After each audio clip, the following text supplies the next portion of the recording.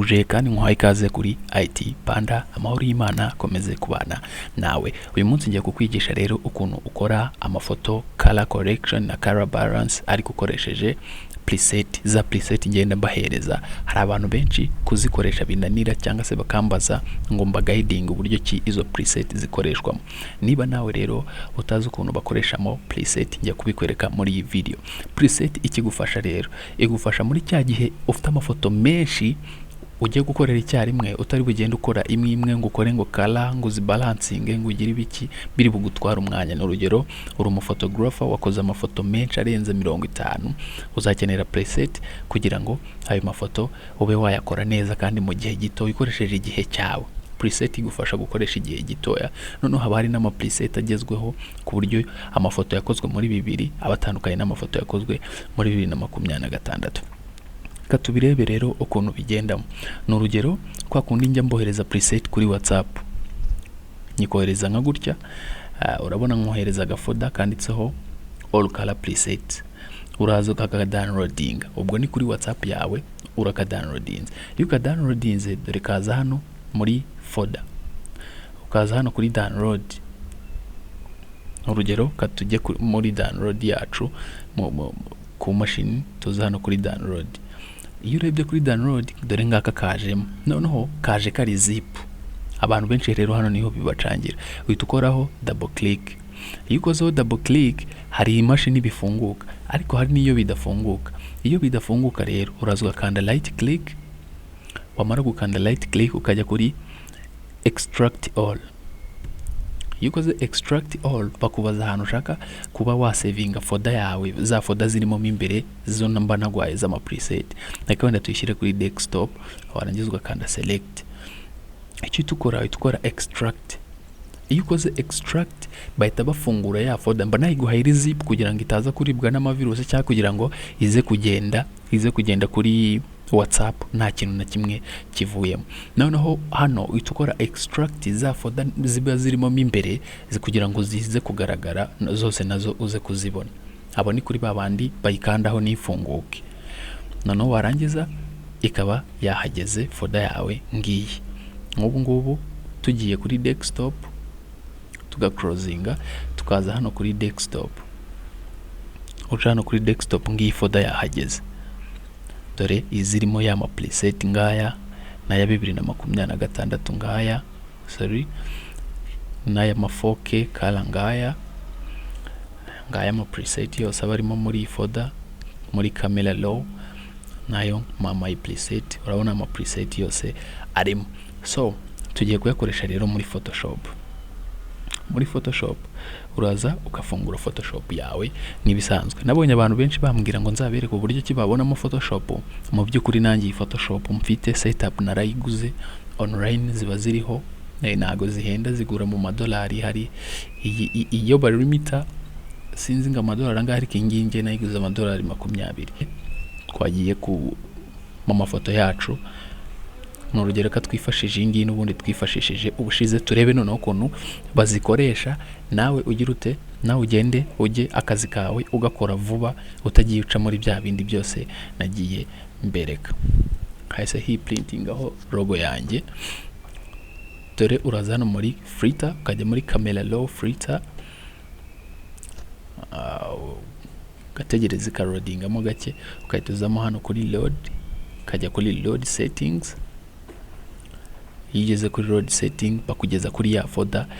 N'urugero, wowe wayishyize kuri desktop, uraza ukahita uyifungura ya folder yo mba nagwaye amakara, ukaza ugapikingamo kara waba ushaka gukoresha ako kanya. Urugero, urabona urategereza gato kara yacu yagezemo, ukaza ukaba wakongera urumuri, ukaba wagabanya ibi ngibi, ukaza ku mixing amakara bitewe n'ukuntu wifuza ko igaragaramo. Reka noneho zose tugende tuzicamo turebe ukuntu zigiye zitandukanye.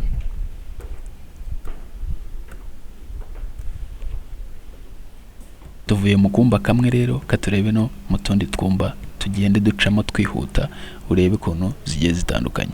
No twari turi muri aka kumba, aka kitwa new color, niko twari turimo. Reka noneho turebere muri aka ka new lock preset. Hano habamo preset nkunda cyane, gusa ikibazo ni nyinshi. Reba nk'aka ga preset gasa gutya, ka preset gasa gutya, urabona ko naga preset keza cyane. Hano habamo udu preset twinshi, urabona ko two ni twinshi cyane, ariko hafi ya twose ndadukunda.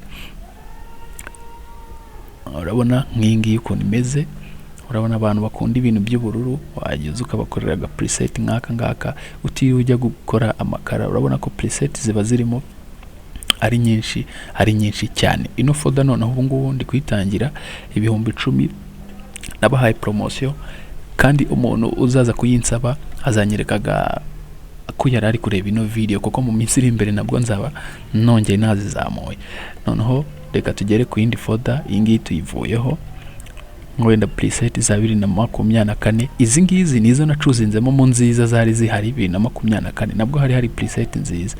Wenda ntabwo twarebera kuri iyi foto, twarebera no ku yandi, ariko ni preset nacuzinzemo za 2024. Uko imyaka igenda ihita bagenda ba upgrading ku ma preset, ariko izi ngizi ni nziza nacuzinzemo za 2024, nabizo mba nagira nte nazo mba nazisigarana. Hari n'izindi nk'izi ngizi, urabona ama preset ni menshi cyane.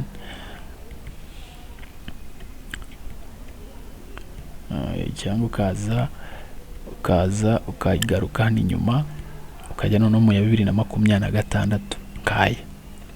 Iyi myaka sasa abantu barimo barakoresha ari benshi, dore naya ngaya. Okay, reka tujye kuri folder yacu tubanze tuyirebe neza iyi folder, ku buryo ninjya kuyiguhereza uzaba uyizi, nazaguha iyi tariyo. Dore ngiyi folder yitwa Director Panda. Uraza ukayiclickingaho, bahita kugeza kuri izi preset izi ngizi nkunda. Urabona ko ni 7 n'esheshatu n'iriya folder ya 7.